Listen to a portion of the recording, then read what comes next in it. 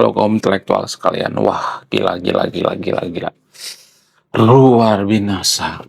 Sepertinya video ini tidak akan disukai oleh warga Konoha. Sepertinya video ini akan dibenci oleh warga Konoha. Karena tidak sesuai dengan ekspektasi warga Konoha. Jadi guys, baru-baru ini Amerika dan Iran menyepakati kesepakatan damai. Walaupun ya ada tapinya nih ya. Walaupun mereka tidak damai secara permanen, masih tahap pertama dan belum ditanda tangan. Ya, di garis bawah ya, belum ditanda tangan ya. Kemudian bagaimana dengan masalah nuklir? Nuklir belum selesai. Bagaimana dengan Israel? Dan yang paling menarik, kalau saya perhatikan tuh ya, yang sangat menarik itu ya kelakuan daripada pendukung Iran dan pendukung Amerika dan Israel.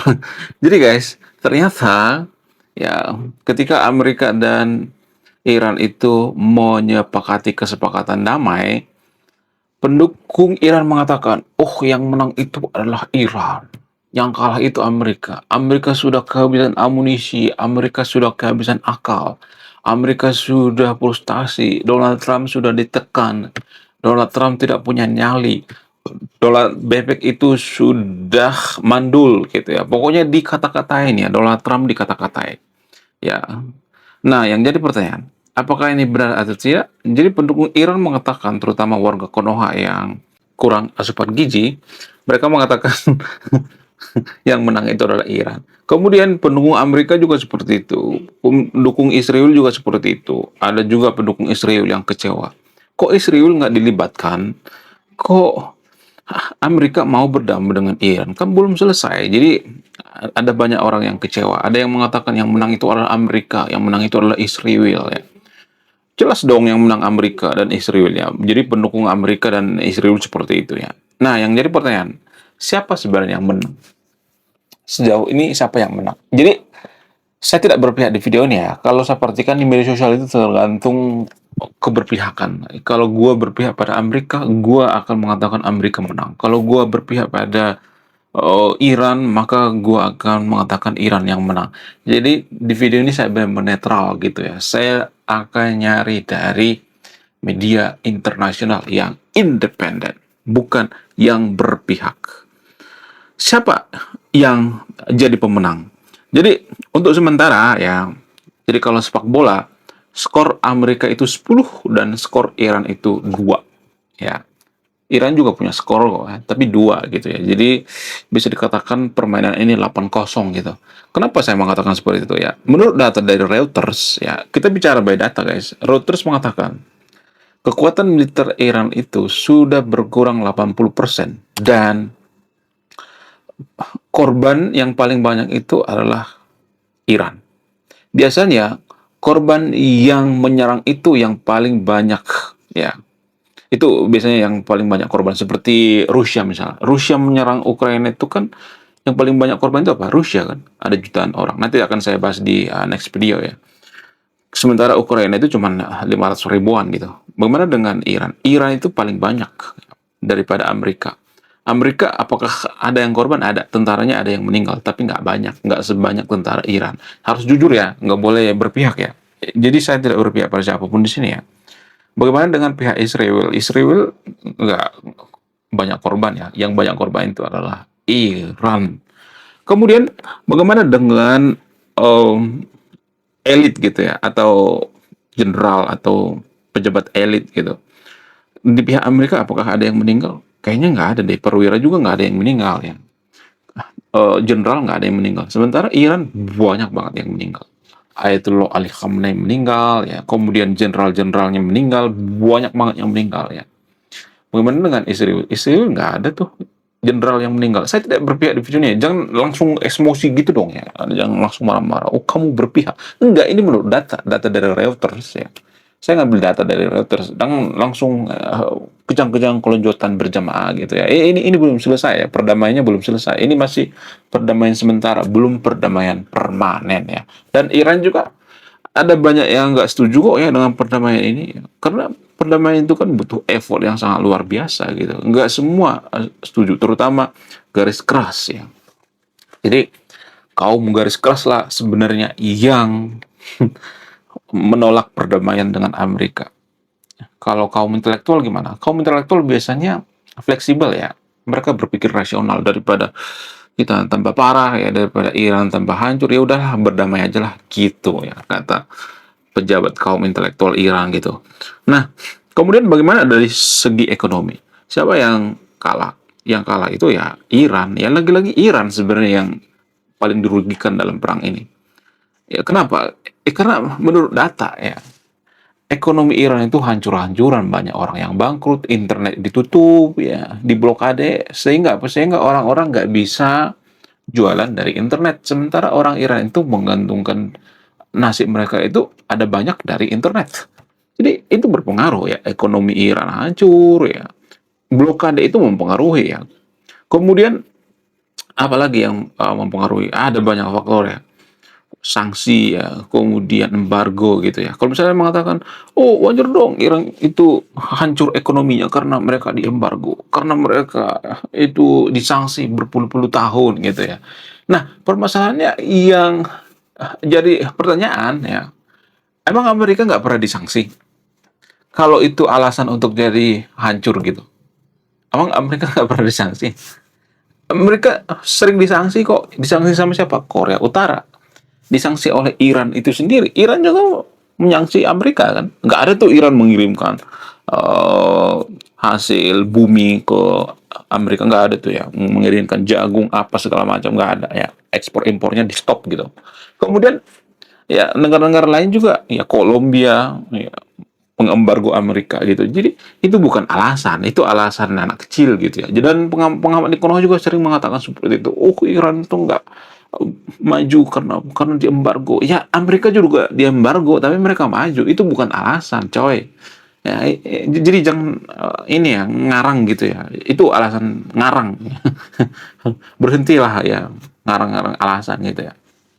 Kemudian bagaimana dengan Israel? Israel ya mereka kecewa gitu ya.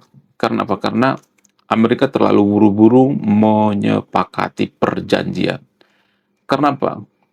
Apa alasannya? Ya karena masih banyak masalah ya, terutama nuklir. Nuklir ini kan belum kelar ya. Kayaknya Donald Trump ini, oh ini ya, pengen cepet-cepet berdamai. Udahlah, ya capek ya perang. Mungkin ya Donald Trump seperti itu ya. Dan Iran juga ya mungkin sudah terasa kali ya, em, masalah ekonomi sudah hancur-hancuran gitu ya, mungkin ya. Bagaimana dengan Israel? Israel itu mereka itu bangsa petarung ya, bukan berarti saya membela-bela Israel di sini ya. Justru ya semakin mereka perang tuh semakin ekonominya makin bagus. Itu menurut data. Ya jadi kalau mau bantah-bantah pakai data, jangan sedikit-sedikit yang salah Israel. Ya, ya, kalau mau nyalahkan Israel, Iran juga disalahkan gitu. Kalau mau nyari-nyari kesalahan Israel ya, Iran juga harus dicari-cari dong kesalahannya. Jadi jangan berpihak ya. Oh karena oh, Israel itu menyerang duluan ya, itu bukan alasan ya. Ya, jadi kita tidak bisa melihat masalah ini hanya dari satu sudut pandang ya.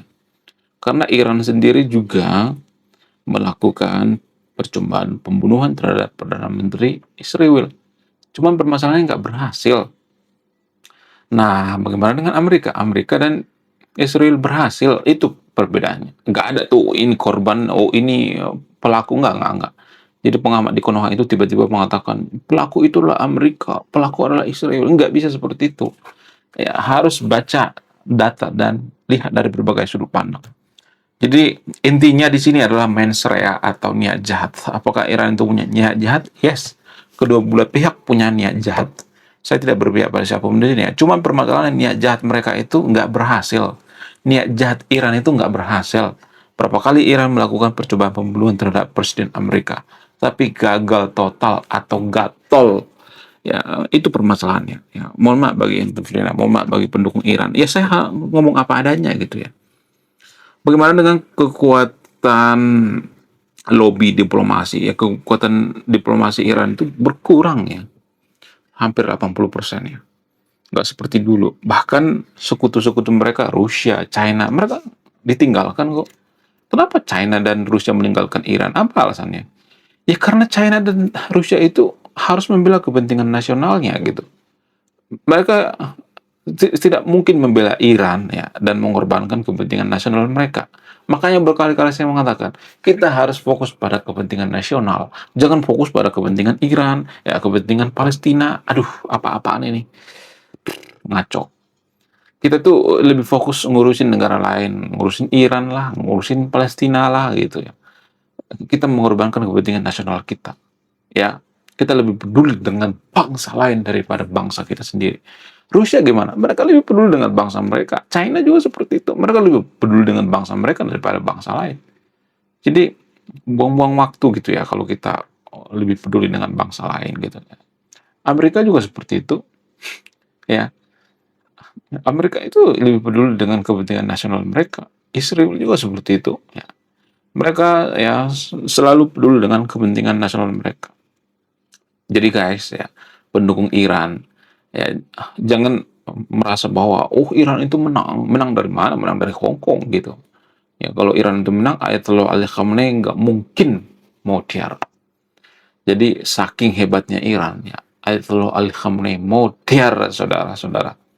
Ya, menurut kalian gimana? Coba tulis komentar ya. Saya tidak akan berpihak di video ini. Ada yang mau menyimpulkan. Kemudian selain itu ya, kalau saya perhatikan Israel sekarang ini ada semacam kekecewaan lah, boleh lah gitu ya. Nggak terlalu kecewa amat. Maksudnya Israel di sini tetap sekutu dengan Amerika ya, bukan ditinggalkan. Kalau berita-berita di Konoha itu kan ditinggalkan. Enggak guys, jangan terlalu ini ya, berlebihan. Dari dulu kan dikata-katain tuh ya, Donald Trump dan Netanyahu itu mereka ribut, gak biasa aja. Berbeda pendapat boleh dong ya. Apakah Israel se-childish itu? Enggak. Itu menurut data guys ya. Ya, walaupun Israel itu nggak terlalu dilibatkan dalam kesepakatan, tapi orang-orang Yahudi di Amerika itu ya sudah sepakat gitu ya. Ya mungkin Netanyahu kecewa, tapi orang-orang Yahudi di Amerika sudah deal. Ya, ini berdasarkan deal gitu. Kalau nggak deal, Donald Trump tidak akan tidak akan melakukan kesepakatan. Nggak mungkin.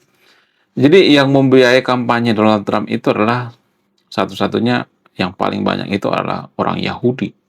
Jadi dia tunduk pada oligarki di Amerika. Jadi ternyata oligarki di Amerika itu adalah orang Yahudi. Wow. Gila, gila, gila, gila. Luar biasa ya kekuatan orang-orang Yahudi. Kalau misalnya mengatakan orang Yahudi itu jahat. Guys, jangan gitu ya. Jadi kalau kita perhatikan ya, Iran itu sekarang kan kayaknya diludahin sama orang Yahudi gitu. Ya, secara tidak langsung mereka diludahin gitu. Ya, dan umat muslim di seluruh dunia melihat ya, menyaksikan ya, Iran dibombardir gitu tanpa bisa berbuat apa-apa. Kenapa? Ya karena faktor teknologi gitu ya, pikiran gitu ya. Ya, Yahudi punya teknologi, mereka punya otak, mereka berpikir ya. Jadi kita harus meniru gitu ya, jangan sedikit-sedikit yang salah Yahudi, yang salah Israel gitu. Kita harus benar-benar netral dong. Iran juga punya niat jahat kok ya. Jangan berpikir bahwa Iran itu korban ya, yang korban itu Iran. Nggak boleh seperti itu. Jadi guys ya, Israel itu ya, atau orang Yahudi itu adalah orang yang sangat-sangat dipaksa untuk berpikir ya, berevolusi ya. Otaknya itu berevolusi. Apakah mereka bangsa diberkati Tuhan? Kalau dari sudut pandang keyakinan saya tidak membantah itu karena keyakinan itu tidak bisa didebatkan. Namanya keyakinan ya kan. Ya, apakah saya percaya dengan keyakinan itu? Saya nggak percaya. Saya lebih percaya penjelasan rasional atau penjelasan ilmiah, yaitu otak manusia berevolusi. Ya, menurut kalian gimana? Coba tulis kolom komentar ya. Saya tidak akan berpihak di berani. Anda yang menyimpulkan. Belum kita lanjut. Jadi guys, kemarin ada yang nanya, lu apa sih kontribusinya bagi negara ini? Kontribusi saya ini guys ya. Nulis buku, judulnya Budi Tanpa Pekerti. Ini temanya bahas tentang agama. Kemudian sama luka. Kisah dalam buku ini ada seorang kiai bingung memilih antara menyelamatkan hutan atau menyelamatkan 1000 anak yatim. Link pembeliannya ada di pin komentar video ini. Jadi endingnya apa ya? Saya penasaran ini. Saya jadi penasaran ini isinya apa. Beliau juga beli. Link pembeliannya ada di pin komentar video ini. Oke guys, sekian video ini. Saya kaum intelektual. Saya bukan pendukung orang yang berlebihan dalam beragama. Saya kaum intelektual, salam rasional.